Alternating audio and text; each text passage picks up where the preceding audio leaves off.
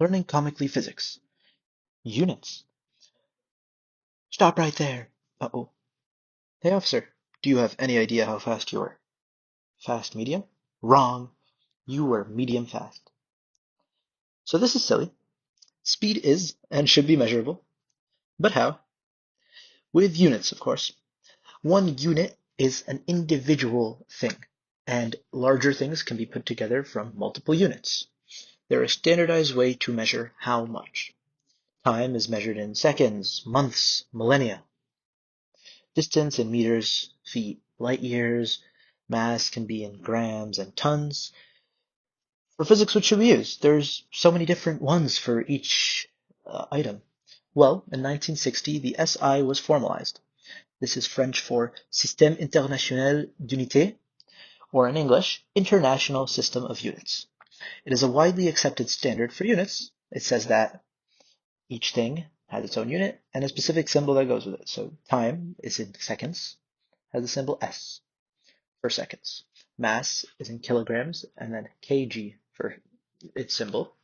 Distance, meters, m. Voltage, volts, v. Current, ampere, a. Temperature, Kelvin, K.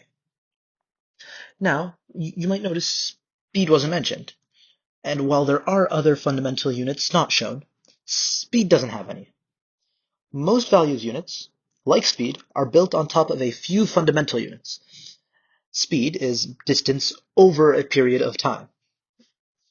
So speed would be equal to the number you have for your distance in meters over the amount of time it took to travel those meters in seconds. And so its units would be meters per second. Acceleration is change of speed over time, and thus becomes meters per second squared. Force, something we'll learn about later, is the product of mass and acceleration, so mass times acceleration. And so force's units are equal to kilograms for mass times meters per second squared. But that's kind of annoying. That's like a lot. And so those are also known as newtons. And so some combinations get names. Now, here's a case you might not have thought of.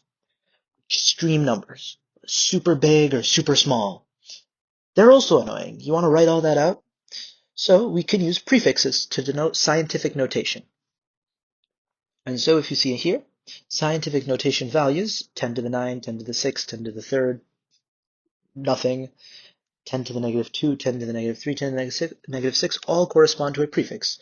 So if you have a very big number, instead of writing out the whole number, you would write a smaller number and say it is giga unit of that unit. 10 to the 6, mega. And then 10 to the 3rd, kilo. So kilograms are already, generally weight is a little bit, mass is a little bit bigger. And so we use kilograms as opposed to grams. So we don't have to write out several thousand. And so, if you look here, we have this big long number. And we can first put it in grams to see the total number, and then put it as 0.358 milligrams or 358 micrograms.